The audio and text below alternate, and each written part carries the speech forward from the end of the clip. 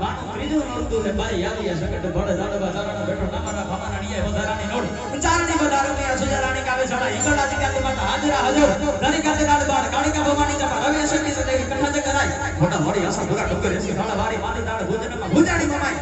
એવી જગદંબા એના નોડના હાલતા હોય એટલે દ્વારકાધીશની એક કડીમાં યાદ કરું કે જીન હનવારી કાની ધરતી ન્યા જોને બાપ બેઠો છે કાન અને સમુદ્રમાં જાવું છડે એના